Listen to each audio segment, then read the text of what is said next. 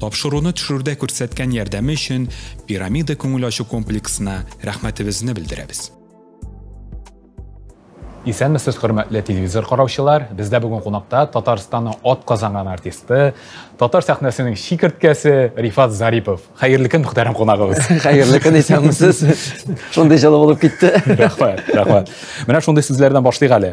Урта бер кеше вакытны ничек уздырырга дип уйлый Рифат. Сәләтле кеше ул вакытны тиешенчә файдалану ягын карый. Алман фәлсәфәчесе Артур Шопенгауэр әйткән менә.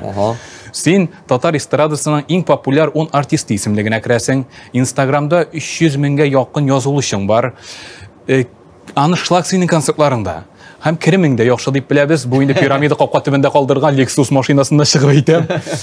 Уңыш формуласын синнән бүген күчереп язып алырга мөмкин менә куентык дәфтәренә. Бу формуланы берәмлекләре нинди? Һәм син аны үзең уйлап таптыңмы әллә укытучыларына күчереп алдыңмы? Менә хәтта тотта бөтенен сиңа ачылып сөйләп бирде дип утырасың инде син әйме. Ашыктан ашыган гөмә. Минем былай да яшерим берәберем дә юк. Минем ишемдәге тышымда аны мине таныган, таныш булган тамашачылар һәрберсе белә, аңлый, телевизор караучыларда, концертта йөри торган тамашачыларда минем нинди икәнемне дә. Аның сыры нәрсәдә? Аның сыры Аллаһ Тәгалә шулай яраткан, Аллаһ Тәгалә шулай биргән, бар ризыкта, бар мөмкинчелек тә сиңа язган ризык, сиңа, миңа язган ризык, миңа, әлбәттә ул тик Аллаһ Тәгалә бир дип кенә көтеп утырып булмый, әлбәттә аның хәрәкәт итәргә кирәк. Хәрәкәттә бәрәкәт дигән. Шуңа күрә менә хәрәкәт ителәбез дә, Аллаһ Тәгалә бирә шушы ризыкларын да, шушы подписчикларын да, Инстаграмда, машиналарында, барсында, бөтенебез дә хәрәкәт итә. Хәрәкәт итмәгән кеше юк. Һәркемнең ризыгы төрлечә. Менә миңа Аллаһ Тәгалә шулай язган инде. Мин теләгәннән теләмәгәннән генә түгел ул.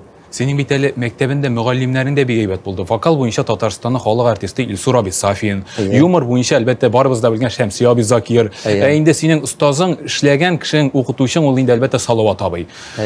Бу инде формула барбыр остазлар мәктәбеннән дә киләдер. Шулайдыр инде. Минем аннан гына түгел, минем мәктәп вакытыннан ук, бала чактан ук иң әйбәт беренче класс укытучысында иң әйбәт укытучыга эләктем. Аннары 5нче класста класс җитәкчем, шулай ук бик әйбәт укытучыга эләктем. Менә минем тормышта бөтен укытучылар да мәктәптән алып институтта һәм тормыш дәресләренә бирә торган укытучыларым, остазларым, алар бармак белән санап бетергәсез. Шулай ук Казанга укырга килгәннән соң менә син әйткән Шәмси Закировларда, Илсур Сафиннарга укырга кирип, Салават абыйның эстрада бүлегендә белем алган дәврдә мине тормыш мәктәбенә Илфак абый Шигапов, мәрхүм авыр туфрагы җиңел булса, анарга рәхмәтле. Аның белән танышып, ул тормышка өйрәткән. Санап китсәң, Раила Абысадрифлар, бик күп. Менә шундый шәхесләр белән аралашу, иң беренче Шамил Зиннурович Мәдәният һәм сәнгать университетына кергәндә, теге гади генә читтә генә басып теге нитеп торганда, балам, әгәр эстрадага Салават абый калмаса, улым, все, давай безгә кил, үзем мин сине җайлыйм, сиңа кайтып китәргә. Камал театрына кайтып китмә. Менә монда режиссерскийга, любительскийга, театральныйга булса да кертәбез.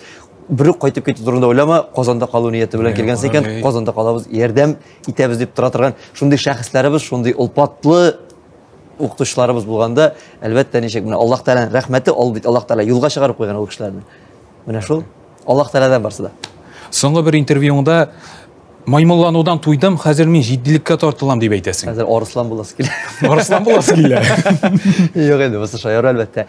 Маймыллану дип, бәлки ниндидер уже әти вазифа гына түгел, әти дәрәҗәсе бар уже. Әзме күпме барыбер тәҗрибәсе дә бар. Тормыштан уже балалыктан, яшүсмерлектән иратлыкка күчү, шушы бер микән инде. Әлбәттә, юмор, шаяру, кызык сөйләү, ул минем күңелдә, канда, йөрәктә, ул минем җанда, тәндә урнашкан ул. Әмма ләкин теге гел теге тиле дигән сайын тигәнәк буе сикерү дигән әйбер бар бит. Теге ай, бигрәк теге сәхнә. Андай әйберләр минем концертта да берничә җыр гына калгандыр ул, теге сикереп, теге күңеләшә торгандар бар, сөйләшә торгандар, теге бөтен җырда сикерә торгандар түгел, уйлана торган, тыңлана торган, җырлана торган, җырны җыр итеп кабул итеп тыңлана торган җырлар да бар. Маймыллану дип теге мин аны теге кыштырнаклар өчен әйткәнмендер инде. Маймыллану бар төрлечәдер. Юмор бит ул, Рифат, бик катлаулы төшенчә. Аны язу өчен тирән гыйлемгә ия булу кирәк, анализлау, системага салу, гомумән күзәтү. Юмор синең өчен катлаулы конструкцияны. Тамашачыны иң авыры көлдерү. Көлдерү бит әле ул билдән түбән төшмичә, мыскыл итмичә, көлмичә тамашачыдан, үз урынында гына, үз кирәклегендә генә шул сүзләрне әйтеп куя. Менә иң авырларының берседер ул. Сине беләбез инде Мунча ташы мәктәбендә тәрбияләнгәнсең юмор өлкәсендә. Шуны карап үстем дисең, әйе. Монда тагын шул мәктәпкә килеп төртеләбез, шулай бит. Юмор катлаулы конструкция дигәндә бу сиңа ярдәм иттеме? Әлеге күзәтү, нәкъ менә күзәтү алымы. Күзәтү алымы ярдәм итте генә түгел, күзәтү алымы мине тормышка шушлай артист итеп формалаштырырга булышты. Чөнки балачактан шулай мунча ташларын карап үсү, Камал театр, Тинчурин театрлар бастында телевизор аркылы карап, ул вакытта әле тыйынвалар дигән әйбер юк иде. Без мин Оренбург ягыннан авыл балайы, шуннан ТРТ дигән әйбер канал бар иде. Шунда чыгадыр ел 2 сәгать хәтерләйбез. Бер бугай. Шундан карап спектакльләр, артистларның чыгышларын барсында күзәтеп карап тору шушы юнәлешне бирде. Музыкага булган мәхәббәтең, музыка зәвыгың нинди репертуар аша тәрбияләнде? Татар эстрадасы артистлары аркылы тәрбияләнде. Салават абыйның фанаты инде сине.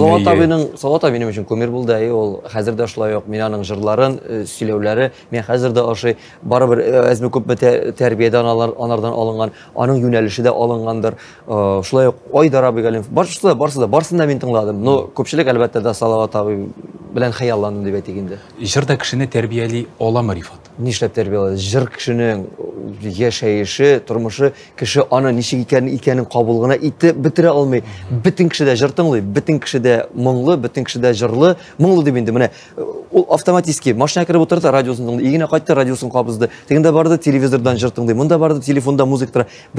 Кешенең тормышы музыка белән бәйле. Кешенең тормышыннан музыканы алып бетерсәң, ул яшәми торган кешедер дип уйлыйм мин аны. Җырларыңа репертуар ничек туплана? Гомумән нинди темаларга җырларга ярата Рифат Зарипов? Нинди теманы авторлар язып бирә? Мин күбрәк Айдар Тимербаев белән иҗат итәбез, эшлибез. Илдар Нигъманов белән, Фирзар абый белән, Альфред абый белән, Гүзәлия белән, Риваль Хисмәтуллин белән эшлибез. Сүзләренә күбрәк игътибар итәм.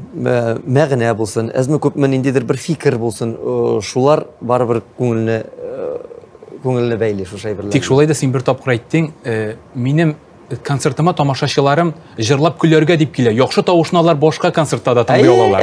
Синең стилең җырлап көлү. Тамашачылар җырлау, күңел ачу, менә проблемасыз кеше юк. Һәркемнең проблемасы бар. Проблема дип әйтү зур сүз инде. Ситуация, һәркемнең тормышта, дөньяда нинди вазгыятьләр, кемнеңдер дә кредит, кемнеңдер ипотека, кемнең гаиләдә проблема, кемнең тагын нәрсәдер, кемнең аерылу, кемнең кушылу. Менә шушында килеп, концертка килеп, ул 3 сәгать дәврендә шушы әйберләрнән онытылып, рәхәтләнеп, ләззәтләнеп, синең концертыңа кирип шумып, көләсе җирдә көлеп, җырлыйсы җирдә җырлап, күңел ачып, рәхәтләнеп, дөнья мәшәкатьләреннән онытылып, ял итеп кайтып, энергия үзенә туплый икән, һәм шушы алган энергиясе анарга 1 ел дәвренәме, 1 ай дәвренәме, ярты елга җитә икән. Димәк, минем эш бушка түгел. Бүген тамашачы арасында нинди темага багышланган җырлар популярлык яулый. Һәм Рифат бүген кич белән тамашачы арасында нинди җыр популярлык казаначак? Син моны беләсеңме? Аны беркем дә әйтә алмыйдыр инде. Менә бу җыр популяр була, бу җыр популяр булмый дип. Кайбер җырны җырлыйсың, яздырасың, шуй, о, все, бу җыр вот шәп була, һәм бу җыр белән чыганда, все, һәм дә биз була. Шылттай юк, поттай юк. Беләсең аны. Ә син уйламаган, көтмәгәндә җырга халык хит ясап җибәрергә мөмкин. Аны тамашачыдан тора. Аны артист әзме күпме фаразларга мөмкин. Кайсыдыр да уңышлы була, кайсыдыр уңышсыз була. Каядыр син теге бәя куйган җырыңа все, бу җыр ата дигән. Юк. Юморда шулай юк, җырда шулай юк, барысы да шулай юк. Юморда менә качагам да менә мәзәкне менә монда сөйли, менә кыстырып куям, менә шәп була. Сөйлисең. Ну, анда уңышлы түгел, кирәк тә түгел анда. Ялгышмасам синең беренче җырың Альфред абый Якшембетов язып биргән Кодачалар. Нәкъ шундый уңышка ия булган. Бәйрәм өчен генә язылган җыр, никах өчен. Һәм инде ул сине танытты. Мин гомумән Казанга килгәндә инде теге үземне зур бөек җырчы, чөнки күршеләр дә әйбәт җырчы дип әйтеп җибәрделәр авылдан. Ышанып килдем мин анда да. Һәм монда шундан да теге уйнан әйткәнем бар инде, артистларны күргәннән соң, шанчачларны күргәннән соң, мин үземне юмор өлкәсенә дә, алып бару өлкәсенә дә кирип китеп, шунда эшли башлагач, миңа туйлар алып бара башлагач, юбилейлар уздыра башлагач, Альфред абый әйтә, бит барыбер туйларда йөрисең, менә сиңа кодалар кодашалар дигән җыр, җырларсың дип. Ярар әйдә дип теге. Шуны ярар әйдә дип кенә алынган җыр, ярар әйдә дип эшләнгән җыр. И менә тамашачы менә шулай берне шалт күтәреп алып, чөнки туйларда бик рәхәт, бик җайлы, бик җиңел, рәхәтләнеп, дәртләнеп, биеп җырлый торган җыр булды ул. Нәрсә дип атала соң бу? Музыкаль интуиция юкмы? Аллаһ Тәгаләнең рәхмәте дип атала. Шулайдыр инде, имеш, чынлап та. Син 35 яшеңгә таба баручы яшь кеше, бүгенге дөньяда зур билгесезлек хөкем сөрә. Шушы яңа вакытта ничек яшәргә өйрәнәсең? Иҗат өлкәсендә ничек үсәсең?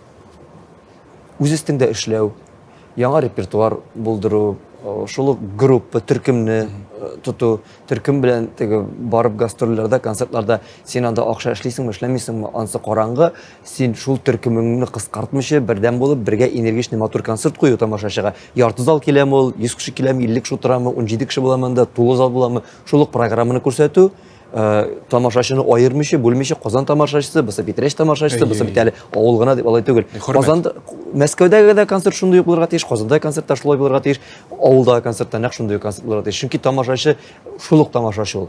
Сине шулар күтәрә, шулар ашата, шулар яшәтә. Мин барыбер әйләнеп кайтам шул Аллаһ Тәгаләнең кудрәтенә. Чөнки күтәрүче дә Аллаһ Тәгалә тамашачыларның күңелләренә салмаса, алар сине күтәрми. Барсы да истән Аллаһ Тәгаләдән. Сен Рифат чагыштырмайча соң өйләндек. Бу шундый мода идеме? Модамы дип, менә монда хаман Аллаһ Тәгалә дип әйтә дирсең инде. Ул бит инде әйтте ки, язмыш, тәкъдир сиңа язган, аны туктале, бу модадан калмыйм әле, мин модадан чыкмыйм әле дип. Мода дип тәүләмәдем мин. Башка сәбәпләр. Башка сәбәпләр дә түгел. Өйләнер, вакыты җитмичә, менә алмагачны хәзер бит барып сорамыйз, алмагачтан бир алмадык. Аның olmaгач үсәргә тиеш, шеш берләнергә тиеш, шеш катырга тиеш, шеш катканызы кыз илгәргә тиеш. Аны да бит алмасы шөгыль, сразу өзеп алсаң ашарлык булмый. Үз вакыты җитә, һәр нәрсәнең үз вакыты белән. Мин соңда өйләндем дип уйламыйм үземне, иртәдә өйләндем дип уйламыйм. Үз вакыты җитте дә, үз вакытында өйләндем. Үз вакыты белән өйләндем. Өлгереп бетеп, укып бетереп, эшне башлап, үземнең эшне булдырып, 20 яшьтә өйләнгән булсам, мин әле студент кына идем, 4нче курста укып биреп, әти-әниләр җилкәсендә нинди тормыш алып бара идем. Янсы да бар. Син әйтеп киттең, гаилә кургач җитдиләнеп китте. Маймылладудан да шуңа туйганмындыр инде дидең. Гомумән гаилә кургач синдә тагын нәрсәләр үзгәрде? Гаилә курганнан соң түгел инде, бала туганнан соң, бала туганнан соң да түгел. Үзеңне менә малай үсеп уже әти дип сөйләшә башлагач, ул миннән киңәшләр килеп сорый башлагач, мин ничек инде һаман теге тисә тимәгән җиргә сикереп ала йөр булмый бит инде. Уже ул бит мине карап тора, ул миннән премьер ала, ничек булырга икәнен белә. Теге мин артык теге тилереп йөрдем дип әйтмим үземне. Җитдиләнү, ниндидер барыбер уйлану, фикерле булу, мине ул элегелектән дә бар. Кызык өчен генә мин аны шаяру өчен генә эшләгән әйберләрне күбесен әзме-күпме төшереп калдыра гына башладым. Чынлапта сәхнә артында синнән җитди кеше юк, Рифат. Бәлки шулайдыр, бәлки шулайдыр. Менә нинди генә кайсы гына юморист алсаң да, ул хоть Чаплинны, хоть кемне кайсысын, нинди генә кайсын алсаң да, күп юмористлар, юмор белән бәйле кешеләр, алар күңелдә эштә трагик булалар. Шундый булалар шул. Рәхмәт, Рифат, ашыктан-ашык әңгәмәбезнең беренче өлешен тәмамлап, рекламада карабыз әле. Бездә реклама.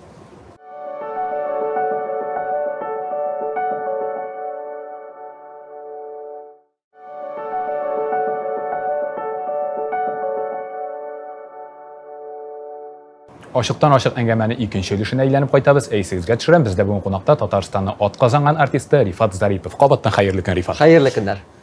Атлыйбыз икәү бергә, янымда тиңем бара, сагышларга кем дә түзә, бәхеткә түзеп кара дип җырлый безне яраткан җырчыбыз Хания Фәрхи. Зифа Панагаеваның бәхеткә түзеп кара дигән җырыннан үзек, чынлап та әлеге җыр күңелдә калды, тиң ярыбыз дип әйтәбез. Сезнең гаиләдә матур гармония хөкем сөрә. Бу гармонияның сире кайда? Гармония саклауның гомумән сире бармы? Һәм сез бер-берегезгә тиң ярмы, Рифат? Бер-беребезгә тиң яр булмасак, без инде кавышмаганда булыр идек бәлки. Тиң яр булмасак, хәзер бергә дә булмаган булыр идек инде. 26 яшьтә өйләндем мин. Менә димәк 26 яшькә хәтлек минем күңелне яуларлык, мин аның күңелен яуларлык, димәк, кеше очрамаган булган. Менә шулай бер-беребезне очраштырганбыз. Моның сире дә шундадыр. Безнең инде уртак улыбыз Ислам бар, улыбыз бар. Сире, аның сирен кем белгән инде? Бер-береңне аңлау, бер-берең белән тандемда булу, бер дулкында булу, берең ак дип торып, берең кара дип торып, тормыш бара алмый бит инде. Ак дип әйтәбез икән, ак бер-беребезгә юл кую, аңлашу гадәти һәр гаиләдә, һәр кемнең тормышында, һәр гаиләдә була торган принциплар буенча яшибез. Менә бездә юк, менә бездә аерым, менә шундый сер бар әле бездә. Менә бездә булай әле дигән әйбер юк. Нәкъ бөтен кешеләр ничек яши, бездә нәкъ шулай яшибез. Шулай ук бергә ятабыз, бергә торабыз, ашыйбыз, эчәбез, планнар бергә карабыз. Шулай ук кызып китсәк талашабыз, үпкәләшеп тә йөрибез, дуслашып та алабыз. Төрлечә менә нәкъ сездәге шикелле. Менә бала хакына түзеп яшәү дигән төшенчә белән килешәсеңме? Бу дөрес тормышмы? Ну, башыңа төшсә башмакчы булырсың дигән әйбер бар. Мин әйтә алмыйм, менә бала хакына түзеп яшәргә кирәк, бала хакына түзеп яшәргә кирәк түгел дип әйтә алмыйм. Чөнки без әле үзебез яңа гаилә корып яши башлаган кешеләр, мин аның икесенең берсенә дә әле кагылып бер сүз әйтә алмыйм. Чөнки мин әле алай яшәмәгән. Шуңа күрә Алла сакласын, андай әйберләр була күрмәсен, кемнәрдер шулай яшиләрдер. Ул тоже бер сынау, берничә дип булмый. Сезнең улыгыз ислам бар, ул 21-нче гасырда туган бала, аны тәрбияләүдә нинди ысуллар кулланасыз? Әти-әнигез үзегезне тәрбияләгән сыман тәрбиялисезме? Әллә ниндидер яңа бер методларда уйлап чыгардыгызмы? Бала тәрбияләү хәзер бик җайлы бит инде. Әни кешеләргә дә телефонын бирәсең дә, ул шул телефонда утыра. Көне буе шул телефонда утыра. Бөтен тәрбия шунда. Аны ул сине берәрсә килеп тә сорамый, ашарга да сорамаска может, ул синнән шул утыра. Безне генә түгел, бөтен балалар да шулай. Бу замана ширедер инде. Телефон тәрбияли, телевизор тәрбияли. Бөтен бер ничек кенә тырышсак та, ничек кенә тегеләй ит, булай итмә дисәк тә, әлбәттә, ул минем күзгә генә карап тора. Әгәр мин әйтәм икән телефонын куй дип, телефонын куя. Ул аңлый. Әнисе әле бер эшәр дүртәр тапкыр әйтергә мөмкин. Теге әти кешедән барыбер индидер, теге шүрләү бар микән инде.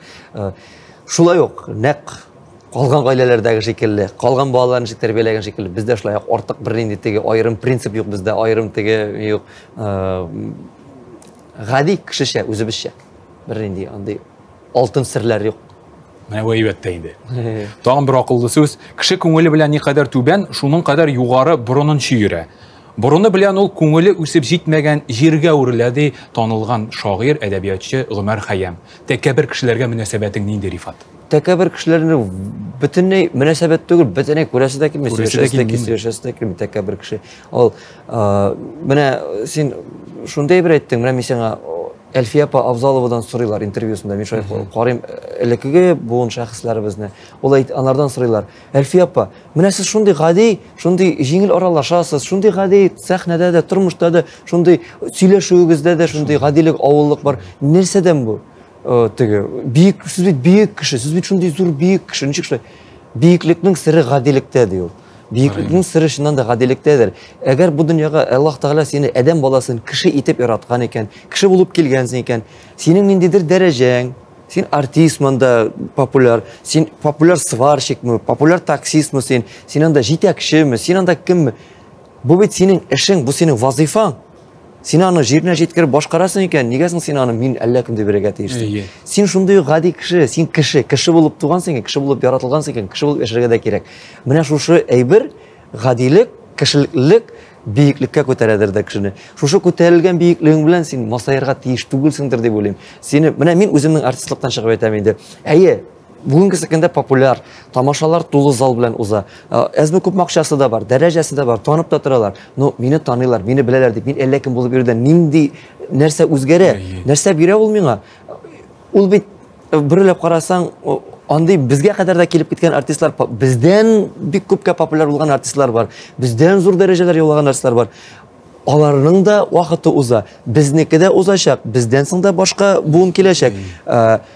Бер менгән җиреңдә бит әле менгәндә бөтенесенә этеп төртеп менәсең икән, шул юлдан төшәсең бар, шул юлдан төшкәндә сиңа батырып җибәрсәләр, башыңа тагын биреп җибәрсәләр, тагы да тизрәк чыгып китәсең. Чөнки бу минем үземнең күңел принципы, үземнең тормыш яшәеше, миңа улай бер хас түгел, минем тәрбиям андайга бармый. Менә мин нинди бар шундый мин. Әйе, кемгәдер мин ошап бетмимдер, кемгәдер мин артык простойдыр, кем өчендер мин кемнең нәрсә күрәсе килә миндә барсы да бар. Танылган драматургыбыз Илгиз Зәйниевның «Бармы ришвәттән дәва» дигән пьесасы бар. Бармы тәкәбберлектән дәва соң, Рифат? Тәкәбберлектән дә дәва бар, нишләп булмасын? Бөтен әйбердән дә дәва бар. Дәва ул иманның ныклыгы. Әгәр синең иманың көчле икән, иманың нык икән, нәфсеңә җиңәсең икән, үзеңнең тәкәбберлегеңне җиңәсең икән, иманнан тора. Иманың көчле икән, син алар берсенә дә карамыйсың. Шушы популярностьны да син ул кабул итәсең, син аны ничек бар шулай. Әгәр син аны көтмишең икән, теге, мин дип бирәсең икән инде шул тәкәбберлегенә дә, янә үзеңне ләкмә куйып. Бу инде ахыры кая илткәне барыбызга да мәгълүм. Әйе, моның инде ахыры билгеле. Кеше уңышка ирешсә, Рифат, аның ягында теге яңа дуслар да күбәеп китә. Синнән файдаланучылар бармы? Һәм син моны тоясыңмы? теге мынчаташында әйтә бит. Баштан авылда яшәдем, аннан бизнесмен булып киткәнем, күрше авылдан киләләр. Күрше ни хәл?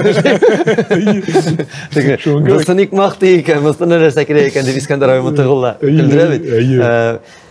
Белмим. Ул сизелә ул. Аңлыйсың менә кемнең ялагайланып сөйләшкәне, кемнең кирәк дип сөйләшкәне, кемнең дөрес итеп сөйләшкәнен. Мин инде әзме күпме тәҗрибә бардыр инде тормышта. Менә шушы яшемә, үз яшемә дип әйтәм, теге улдагы яшькә түгел, үз яшемә тәҗрибәм әзме күпме барыбер бар. Мин кешене сизәм, аңлыйм мин. Ул ялагайланып сөйләшәме, мактап сөйләшәме, чын күңелдән әйтәме, андай бер миндә тоемлау бар. Шуңа күрә ул табигать белән, тәҗрибә белән биреләдер дип уйлыйм мин ул нәрсәне. Кызыгай бер. Синең инде сырксын тупланган табигатьтән, тәҗрибә белән. Бәлки, кайбер урында менә бу бит тәҗрибә ничек туа? Шушы ялгышлар белән туа бит. Шушы менә син әйтәсең, дуслар буламы? Да, дуслар бик күп, танышлар. Танышлардыр инде алар, яхшы танышлардыр. Дус ул берәү буладыр инде. Синең шатлыгыңа шатлана торган, кайгыңа кайгыра торган, чыннан да синең серләреңне саклый торган, сине сатмый торган дус ул берәү булса әле ул ансы. Калганнары яхшы танышлар, әйбәт аралаша торган кешеләр. Әмма ләкин бөтен кешегә дә ич серләреңне дә ачып салмыйсың. Андый вакытларда булды. Мин ачык кеше, мин бөтен әйберне, әгәр минем белән кеше елмаеп сөйләшә икән, мин аларга бөтен әйберне ачып салырга мөмкин, рәхәтләнеп сөйләшергә мөмкин. Кайбер кеше шуның белән куллана.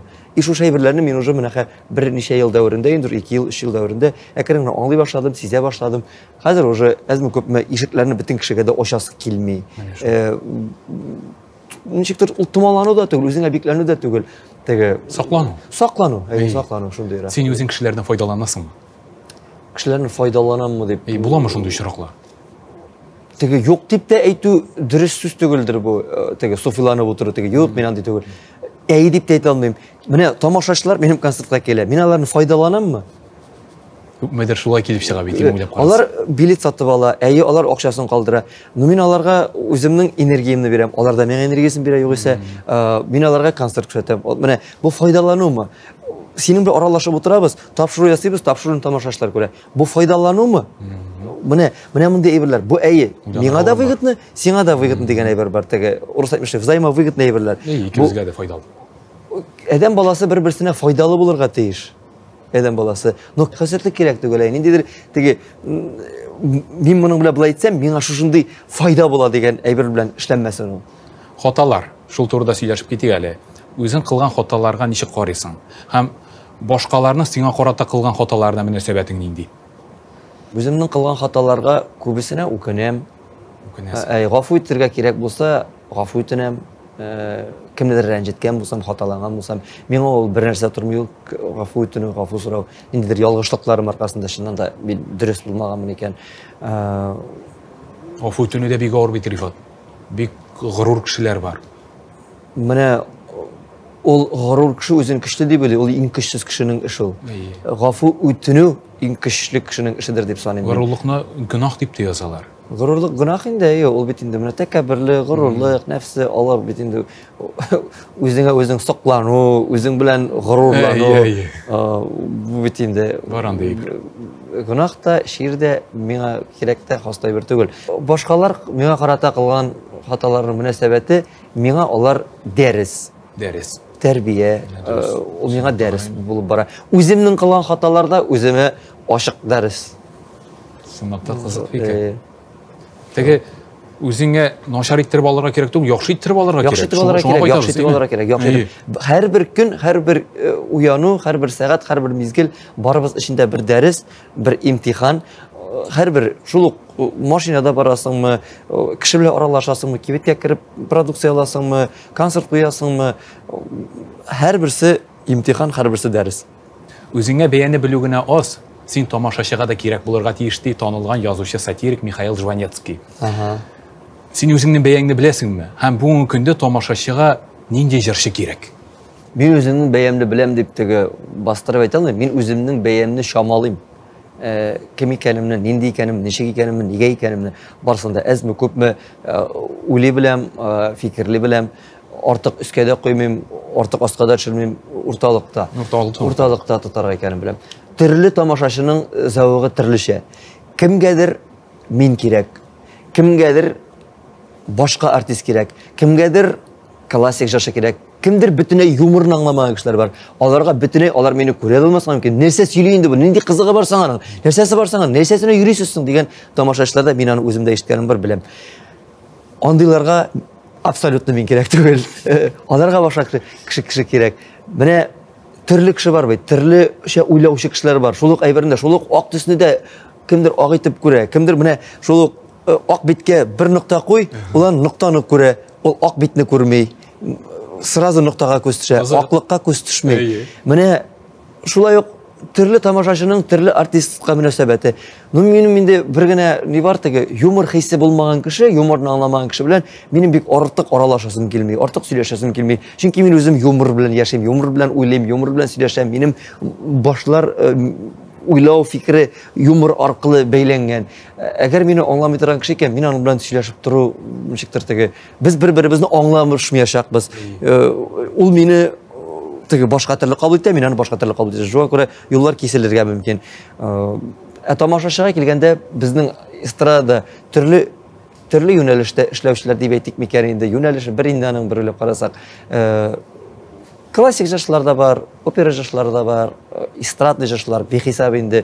Безнең инде хәзер менә син әйткән теге 10 топ артистлар арасында безнең күбебезнең юнәлеш барыбызныкы да кыйбыла. Бер төрле шулык юморы да, шоу юморы да бар, бии торган да бар, көлдерә торган да бар, җиддилеге да бар. Безнең бит концертта килде дә ха-ха-хи-хи гына түгел, теге көлдеңә түгел. Аның һәрбер безнең концертында бар, елата торган урыны да бар, уйландыра торган урыны да бар, тыңлана торган урыны да бар, көлә торган урыны да бар, бии торган урыны да бар. Теге Рифатка килдең дә ха-ха-хи-хи гына теге дурак авалетендә кайттың киттең түгел. Мәгънәсе дә бар аның, миндә генә түгел, Илсиясендә дә, барсында да, бөтен артистта да бар шундый урыннары. Теге әйтеп булмый. Бу артист клоунада гына, бу артист җитди генә дип. Җитди артистның да юмор өлеше дә була барыбер. Чөнки барсы да кирәк. Бөтен юнәлешне алып бара кирәк. Мин инде моны аңладым. Бүгенге көндә тамашачыга Илсур Абисафинның вокал мөмкинлекләре, Шәмси Абизакирның юмор мөмкинлекләре, әйне Салават абыйның шәхеслеге кирәк. Шулайдыр, шулайдыр. Җыеп, менә безнең каршыда әзер проект утыра. Нинди җырчылар кирәк дидек тә, нинди җырлар кирәк соң? Җырларның нинди кирәк икәнен аны да тамашачы үзе сайлый. Менә әйттем бит мин сиңа. Менә бу җырны яздырам да, всё, менә бу җыр белән менә булай була дип көтеп торабыз. Ул популяр булмаска может, ул җыр хит булмаска может, әйме. Әмма ләкин һәркемнең менә бала турында бер җыр яздырык, әйтимәйме. Баласын югалткан ана турында җыр яздырабыз, әйме. Концертта чыгып җырлыйсың, ну нәрсә инде? Кемдер баласын югалтмаган, ул аны аңламый. Кемдер баласын югалткан, Алла сакласын, бу зур хәсрәт, зур кайгы. Ул аны бәгыренә үткән, ул аны шунда уйлап, сыкрап, елап, анарга уже синең бүтән берәйберең дә кирәкми. Ул шунда кирип китте, шуны уйлый. Ул чыннан да ул аның өчен мәңгелек гимн булып та калырга мөмкин улай бер. Кем өчендер ул үтә дә китә. Дәртле җырларда шулай ук, шаян җырларда шулай ук, мәгънәле җырларда шулай. Һәр җыр үз тыңлаучысын таба, һәр җырчы үз тамашачысын таба. Монда әйтеп булмый. Менә бу җыр Менә шушлай гына була дип. Да, аның әлбәттә юк түгел. Кайбер җырлар хит булып китәләр, ул җиңел җырларда булырга мөмкин, мәгънәле җырларда булырга мөмкин. Ул яшьләр арасында да тыңлана, урта буын арасында да тыңлана, өлкәннәр арасында тыңлана торган җырлар була. Андый җырлар да була. Ну, мин әйтә алмыйм. Менә именно шушы җыр дип әйтә алмыйм, именно менә бу җырчы дип әйтә алмыйм. Тапшырубызның ахырында бәхет турында да сөйләшеп алыйк әле, Рифат. Тормышта һәркем үзенчә бәхетле дигән гыйбарә бар. Синең фикерең? Тормышта чыннан да һәркем бәхетне үзе таба, үзе эзли, үзе шунарга канәгать булырга тиеш. Менә канәгать буласың икән син үзеңнең булганыңга. Нәрсә булганыңа? Гаиләңә, балаңа, гаиләң балаң булмаган чиракта да булганына шөкер итәсең икән, канәгать буласың икән, димәк син бәхетле. Әгәр син булганына да канәгать була белмисең икән, демәк син бәхетсез. Синең миллионнарың булса да, миллиардларың булса да, син инде зур җитәкче булсаң да, әгәр синең канәгатьсезлегең бар икән, син беркайчан да бәхетле була алмыйсың. Бәхетле булыр өчен ач кешегә ризык кирәк. Ул бәхетле була. Пахмилдән интеккән кешегә астагфирулла 100 грамм салсаң, ул бәхетле булып китә. Ничек дип әйтим? Киеме булмаган кешегә bir kiyim alып берсәң, ул бәхетле була, елап та җибәрергә мөмкин. Менә кемгә нәрсә җитми, менә шулай бер булды, шуның бер канәгать икән, әлбәттә канәгатьлек хисен дә кичерергә кирәк. Менә шушылар кешенең бәхетедер дип саныйм. Син кайчан үзеңне бәхетле иттереп хис итәсең? Янәшәңдә тормыш иптәшең, балаң булгандамы? Туганнан башлап мин бәхетле. Туганнан башлап Мин әти әниле гаиләдә туганмын. Абыйларым бар, әти әнием бар, якыннарым бар, туганнарым бар. Татар милләте, татар дөньясында туганмын. Әти әнием исән сау, якыннарым, авылым бар, кайтырга җирем бар, торырга урыным бар. Чыгып чыгыш ясарлык тамашачыларым бар, йөрергә машинам бар, суларга һавам бар, тотарга динебез бар, укырга барырга кыйблабыз бар. Менә монардан да зур бәхет юк минем өчен. Ни өчен кайберәүләр бәхетне танымый һәм кайчан кеше үзен бәхетле дип саный? Ни өчен яшерәләр кайвакыт? Ни өчен үзләрен бәхетсез генә саныйлар? Менә Аллаһ Тәгалә бу тормышта һәрбер адәм баласын сынау белән килгәнбез. Без монда имтихан бирәбез бу тормышта. 3 көнлек дөнья үтә дә китә ул. Әлбәттә, Аллаһ Тәгалә безне сыный, биреп тә сыный, алып та сыный. Биргәндә без бәхетле. Без шөкер итәбез, әлхәмдүлилләh. Аллаһ Тәгалә шуны алса, biz инде язмышны сүгә башлыйбыз. Кемдер гаепле, менә теге кеше шулай итмәгән булса, шулай бер булмаган булыр иде. Менә булай булмаган, былай булмаган булыр иде. Кара кыйлабыз, кемнедер сүгәбез, кемгәдер рәнҗибез, ачу саклый башлыйбыз, үпкәлибез. Ә бит бу безнең сынау.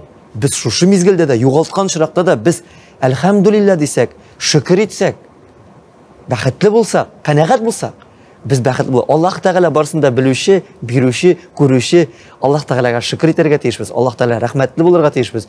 И шуның белән без бәхетле булачакбыз. Афәрин Рифат. Безнең тамашачыларыбызга да фикереңне әйтеп кит инде. Гомумән тамашачылардан ни көтәсең һәм инде нинди теләкләрең бар? Тамашачыларымнан ни көтәм? Тамашачыларымнан саулык, сәламәтлек көтәм. Һәр кемнең үзенең куйган максаты бар, теләгән теләге бар. Һәр гаиләдә, һәр кеше үз баласына, үз якыннарына, үз туганнарына, үз гаиләсенә тели торган теләкләре бар. Теләгән теләкләребезгә ирешеп, куйган максатларыбызга үрләп, бәла каза күрмичә, хәүф-хәтәрләргә очрамыйча, күңел тынычлыгы белән, яратылып, сөеп, шатланып, куанып, менә шундый матур мизгелләрдә, шатлыклы мизгелләребез күп булып, еш булып, концертларыбызда, тамашаларыбызда, бәйрәмнәрдә очрашып, күрешеп торыйк. Иң мөһиме исән сау булыйк, сәламәт булыйк, иманлы булыйк. Рәхмәт сиңа, Рифат, бүгенге ачыктан-ачык әңгәмә өчен. Шушындый матур очрашулар алга таба да насыйп булсын. Амин. Үзегезгә рәхмәт. Бик рәхмәт чакырганыгызга, бик рәхмәт.